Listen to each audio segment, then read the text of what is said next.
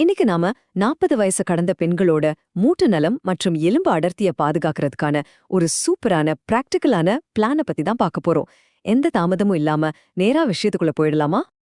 இப்போ சரியா 40 வயசு தொடும்போது நம்ம உடம்புல என்ன நடக்குதுன்னு யோசிச்சிருக்கீங்களா? ஒரு பெரிய பயாலஜிக்கல் மாற்றம் நடக்குதுங்க. முக்கியமா ஈஸ்ட்ரோஜன் ஹார்மோன் அளவு இயல்பாவே குறைய ஆரம்பிக்கும். இதனால என்ன ஆகும்னா, நம்ம எலும்புகள்ல இருக்கிற கால்சியம் கொஞ்சம் கொஞ்சமா உறிஞ்சப்பட்டு தேய்மானம் ஏற்படும். அடடா, இது இயற்கையான விஷயமாச்சே, என்ன பண்றதுன்னு கவலைப்பட வேண்டாம். இத தடுத்து எலும்புகளை திரும்பவும் ஸ்ட்ராங் ஆக்கறதுக்கு ரொம்ப தெளிவான வழிகள் இருக்கு.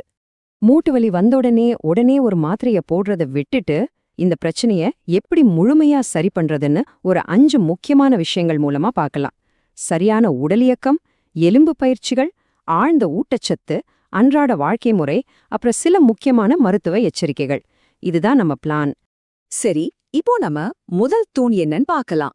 சரியான உடலியக்கம் மற்றும் தசை வலிமை. அடிப்படையில மூட்டுங்கிறது என்ன? 2 எலும்புகள் சந்திக்கிற ஒரு இடம்தானே. அப்போ அத சுத்தி இருக்கிற தசைகளை நாம நல்லா வலுப்படுத்திட்டோம்னா ஆட்டோமேட்டிக்கா மூட்டுகளுக்கு விழும் அழுத்தம் குறைஞ்சிடும். இதை எப்படி பண்றது? ரொம்ப சிம்பிள். இதுக்கு ஒரு 3 பயிற்சிகள் இருக்கு.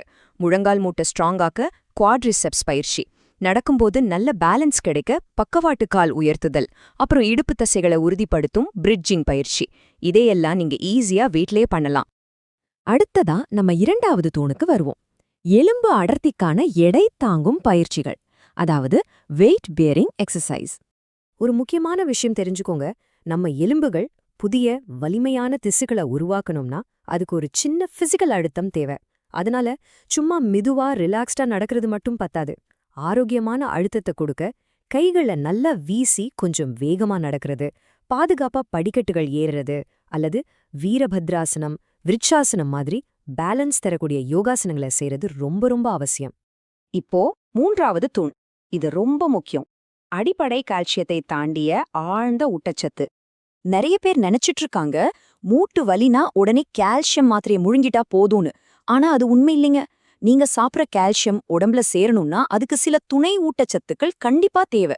சூரிய ஒளியிலிருந்து கிடைக்கிற வைட்டமின் D3 தான் கால்சியத்தை உடம்புக்குள்ளேயே அனுமதிக்குது.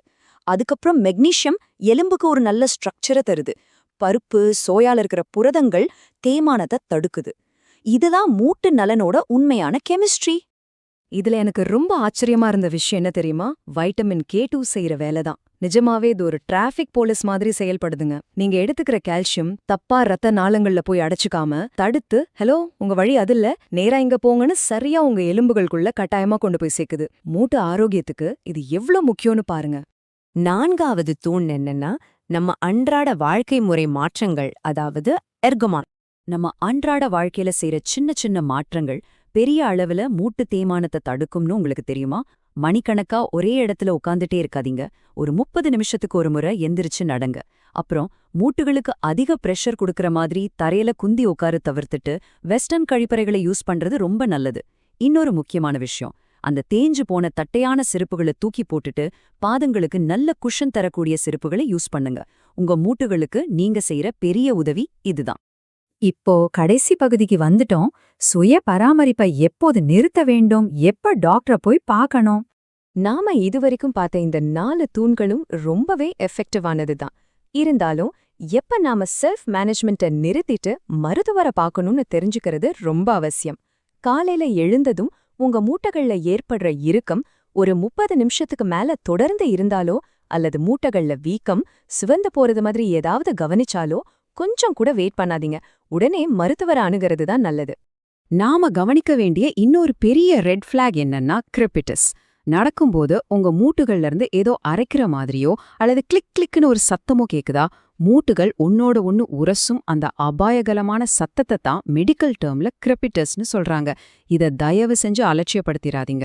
சரி, இப்போ ஒரு சூப்பரான பாசிட்டிவான விஷயத்துக்கு வருவோம். இந்த சோர்ஸ் மெட்டீரியல் நமக்கு கொடுக்கற ஒரு மிகப்பெரிய நம்பிக்கை என்ன தெரியுமா? நாம இவ்ளோ நேரம் பேசின இந்த எளிய மாற்றங்களை தொடர்ந்து வெறும் 3 மாசத்துக்கு நீங்க உறுதியா ஃபாலோ பண்ணீங்கனாலே போதும். உங்க மூட்டு தேய்மானத்தோட வேகத்தை உங்களால கணிசமா குறைக்க முடியும்.